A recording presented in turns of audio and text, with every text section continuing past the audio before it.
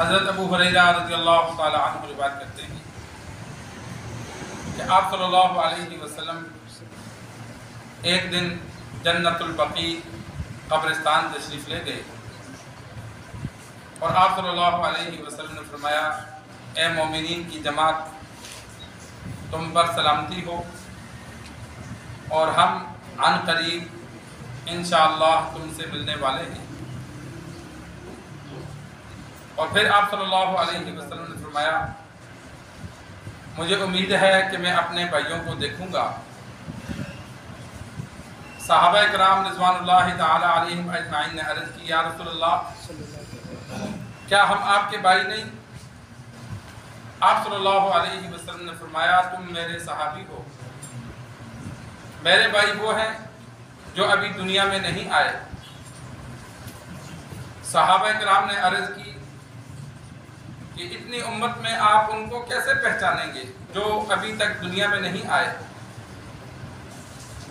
آپ صلی اللہ علیہ وسلم نے فرمایا کہ ایک بندے کے گھوڑوں کی پیشانی اور ہاتھ پاؤں سفید ہوں اور باقی لوگوں کے گھوڑے مکمل سیاہ ہوں تو کیا وہ اپنے گھوڑوں کو نہیں پہچانے گا؟ صحابہ نے عرض کی، بلا کیوں نہیں؟ آپ صلی اللہ علیہ وسلم نے فرمایا، میری امت کے وضو کے اعضاء قیامت والے دن چمک رہے ہوں گے اور میں ان کے لیے معیار سما ہوں گا حوض کوثر پر۔ سرکار دو عالم صلی اللہ علیہ وسلم نے وضو کی ایک فضیلت کو بیان فرمایا۔ نماز کے لیے انسان کا پاک ہونا ضروری ہے۔ چھوٹی اور بڑی دونوں طرح کی نجاست حقیقیہ حکمیہ، چھوٹی بڑی ہر طرح سے جسم کا پاک ہونا، کپڑوں کا پاک ہونا ضروری ہے۔ غسل بھی کیا ہو اور وضو بھی کیا ہو۔ وضو کے ایک فائدہ یہ ہوتا ہے کہ انسان جب وضو کرتا ہے شروع میں بسم اللہ پڑھے اور سنت کے مطابق وضو کرے تو ہر عضو کو دھوتے ہوئے اس کے گناہ ختم ہوتے ہیں۔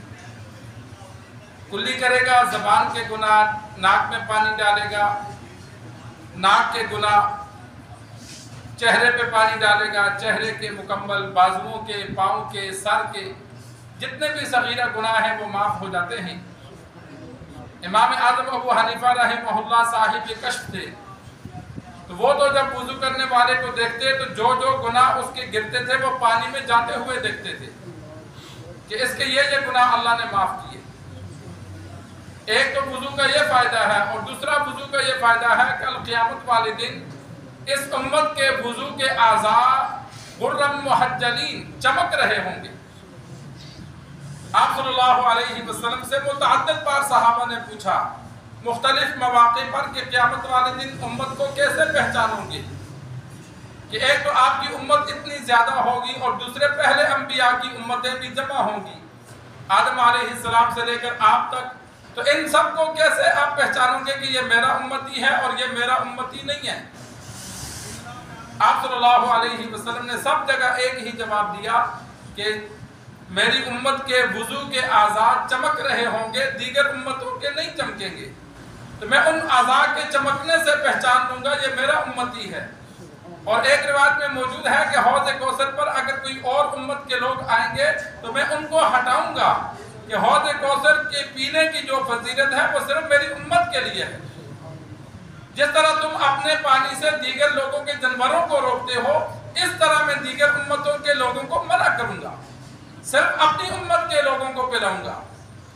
اور آپ صلی اللہ علیہ وسلم نے فرمایا، میں امت کے لیے معیار سما ہوں گا، یعنی حوض کوثر پر پہلے جا کر ان کے لیے اللہ سے بخشش کا، ان کی مغفرت کا انتظام کر کے بیٹھوں گا کہ آگے میں ان کے لیے انتظام، معیار سما عرب میں کہتے ہیں جس کو پہلے آگے بھیجتے ہیں تاکہ بعد میں آنے والوں کے لیے وہ مکمل تیاری کر دے، تاکہ آنے والوں کو پھر پریشانی نہ ہو۔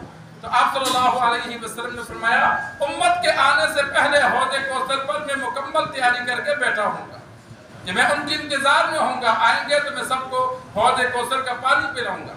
اللہ تبارک و تعالی ہم سب کو نصیب فرمائے۔ اللہ تبارک و تعالی سے دعا ہے اللہ ہمیں دین سیکھ کر، سمجھ کر عمل کرنے کی توفیق عطا فرمائے۔